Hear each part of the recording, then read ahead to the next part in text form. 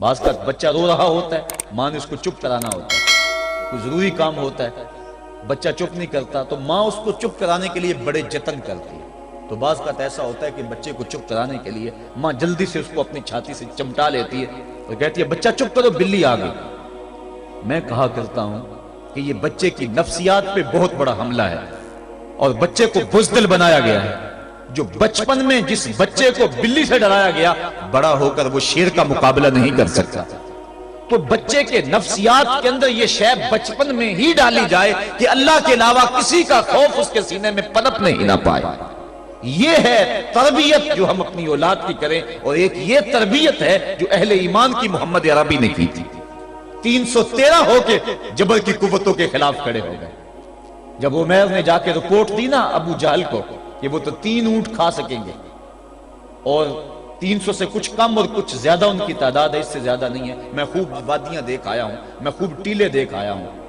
تو ابو جہل نے سنادید قریش کو بلا کر کہا عمیر کی رپورٹ سنو، کتنی حوصلہ افزا ہے، صبح لڑائی کی نوبت نہیں آئے گی، صبح تو رسیاں کٹھی کرو اور جکڑ جکڑ کے مسلمانوں کو اونٹوں کی پشتوں پہ باندھ لیں گے اور پھر سینے حرم میں جا کے کعبۃ اللہ کی دیواروں کے ساتھ باندھ دیں گے، لوگوں کو تماشا دکھایا کریں گے کہ یہ نیا دین لے کر آئے تھے اور یہ ان کا کیا حال ہے۔ جب اس نے رعونت بھرے اتنی زبان سے یہ جملے نکالے تو عمیر جو سارا منظر اپنی آنکھوں سے دیکھ کر آیا تھا، ابن حشام میں لفظ موجود ہیں، اس نے کہا وَلَٰكِنْ رَأَيْتُ يَا مَعْشَرَ قُرَيْشٍ الْبَلَايَا تَحْمِلُ الْمَنَايَا، اے قریش کے سرداروں اتنے بھی تکبر میں نہ آؤ، میں اپنی ان آنکھوں سے دیکھ کر آیا ہوں کہ یثرب کی اونٹنیاں اپنی پشتوں پہ نری موتیں اٹھا کے لے آئی ہیں، ان کے بدن پہ چیتھڑے ہیں، ان کے پیٹ کمر سے لگے ہوئے ہیں، لیکن وہ زخمی سانپوں کی طرح پیچ و تاب کھا رہے ہیں۔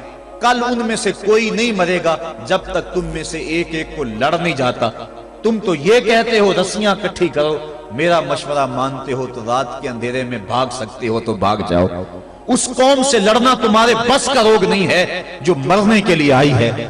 اتنی بڑی قوت کو دیکھ کر ان کے سینے میں خوف پیدا نہیں ہوا، بلکہ آپ جانتے ہیں بدر کی تاریخ گواہ ہے کہ 2 گھوڑے تھے، ایک روایت میں صرف ایک گھوڑا تھا، 6 زرہیں تھیں، 8 تلواریں تھیں، 70 اونٹ تھے، اور جن کے پاس تلواریں نہیں تھیں انہوں نے کھجوروں کے ڈنڈے توڑ لیے اور ہواؤں میں لہرانے شروع کر دیے۔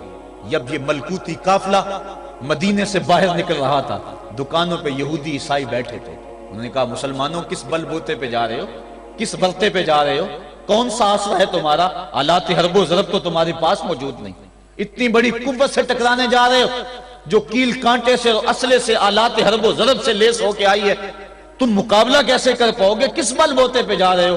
حضور کملی اوڑے ساتھ ساتھ چل رہے تھے، صحابہ نے اشارہ کر کے کہا نہ تیغ و تیر پر تکیا، نہ خنجر پر نہ بالے پر، بھروسہ ہے تو اس سادی سی کالی کملی والے پر۔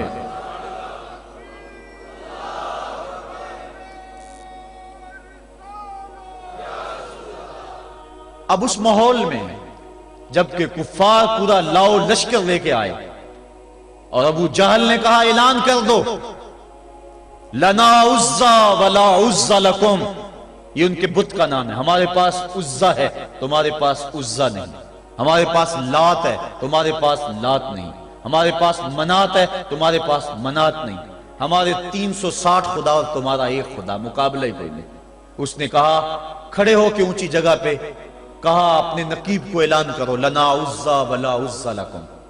حضور کے کانوں میں آواز پڑی، فرمایا علی تم بھی اونچے ٹیلے پہ کھڑے ہو جاؤ اور تم ان کو جواب میں کہو اللہ مولانا ولا مولا لکم، اللہ ہمارا مولا ہے تمہارا مولا کوئی نہیں ہے۔ اور پھر حضور نے سجدے میں سر رکھ دیا۔ سجدہ اتنی بڑی قوت ہے، ہزاروں ایٹم بمبوں کے اندر وہ قوت نہیں ہے جو سجدے کے اندر طاقت رکھ دی۔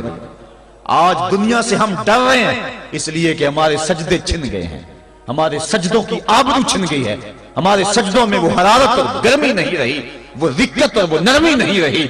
بدر کا میدان ہے، 1000 کا لشکر جرار مقابلے میں ہے اور وہ پورے لاؤ لشکر کے ساتھ ناز و تفاخر کے اندر مسلمانوں کو ملیا میٹ کر دینے کے جذبوں سے دانت پیس رہے ہیں کہ آج مسلمانوں کو کچا چبا دیں گے۔ مسلمانوں کے ساتھ پاس صرف 8 تلواریں اور ان کے بطن میں کھانے کے لیے کچھ نہیں۔ جس کھجور کو چوس کے روزہ رکھتے ہیں اسی کھجور کو چوس کے روزہ افطار کرتے ہیں۔ یہ حالت مسلمانوں کی، بدن پہ چتھڑے لگے ہوئے کپڑے ہیں، عجیب حالت ہے۔ پھر کون سا آسرا تھا جو مسلمانوں کے کام آیا؟ مصطفیٰ کریم نے مسجد عریش میں سجدے میں پیشانی جھکا دی۔ حضرت ابو بکر صدیق رضی اللہ تعالیٰ عنہ فرماتے ہیں میں حضور کے ساتھ تھا، ساری رات مصطفیٰ روتے رہے، آنکھوں میں آنسو ہیں، حضور کی چادر سر انور سے سرک کے حضور کے کندھوں پہ آ جاتی، پھر کندھوں سے پشت پہ آ جاتی، میں اٹھا کے حضور علیہ السلام کے سر پہ رکھتا اور کہتا حضور بس کرو۔ حضور بار بار روتے اور اللہ کی بارگاہ میں سجدے میں سر ڈال کر التجائیں کرتے۔ لفظ کیا تھے محبوب کی زبان پہ؟ آج تک ایسی ناز والی دعا کسی نے نہیں کی ہے جی جیسی دعا مصطفیٰ جان رحمت نے کی۔ مصطفیٰ کریم سجدے میں سر رکھا ہے اور کیا کہا؟ اللہم ان تہلک ہذہ العصابہ لم تعبد فی الارض ابدا۔ میرے مالک میں نہیں کہتا کہ ان لوگوں کو بچا لے، دیکھ میری زندگی کی کمائی یہی 313 ہے جو میں تیری چوکھٹ پہ لے کے حاضر ہو گیا ہوں۔ میری زندگی کا کل اثاثہ، میری زندگی کا کل سرمایہ کوہ ابو قبیس پہ کیے گئے درسوں کا نتیجہ، عکاظ کی منڈی کے اندر دیے گئے درسوں کا نتیجہ، اور ذی المجال کے میلے میں تیرے دین کی تبلیغ کا نتیجہ، طائف کے بازاروں میں پتھر کھا کھا کے جو تبلیغ کی اس کا نتیجہ، رستے میں گڑے، رستے میں بچھتے ہوئے کانٹے، اور مکے کے بازاروں میں میرے بدن کے اوپر پڑتی ہوئی اوجریاں، میں نے پھر بھی تیرا کلمہ بلند کیا۔ میرے مالک میری پوری زندگی کا گداز، میری پوری زندگی کا سرمایہ، میری زندگی کے آنسو، میری زندگی کا رونا سین حرم کے اندر کعبۃ اللہ کی چھاؤں کے میں سجدے کر کر کے، کوئی کبھی میں نے عمر مانگا، کبھی میں نے حمزہ مانگا، تیرے دین کے لیے میں نے جو ایک ایک کر کے تنکا جوڑا اور یہ ایک چھوٹا سا گھونسلہ بنایا، یہ گھونسلہ اب بجلیوں کی زد میں ہے، کفار کی بجلیاں اس گھونسلے کو جلا دینا چاہتی ہیں۔ میرے مالک میں یہ نہیں کہتا کہ میرا یہ گھونسلہ اور میری یہ مٹھی بھر جماعت اور یہ چند میرے لوگ اور یہ میرا سرمایہ اور اثاثہ، میری پوری زندگی کی کمائی، میری جوانی کا سرمایہ جو میں نے تیرے سامنے لا کے رکھ دیا ہے، میں یہ نہیں کہتا ان کو بچا لے، لیکن میرے مالک اگر یہ نہ رہے تو قیامت تک پھر تجھے بھی خدا کوئی نہیں کہے گا۔ ان تہلک ہذہ العصابہ لم تعبد فی الارض ابدا، اگر یہ نہ رہے تو قیامت تک تیرے نام کے ڈنکے بجانے والے بھی دنیا پہ نہیں ہوں گے۔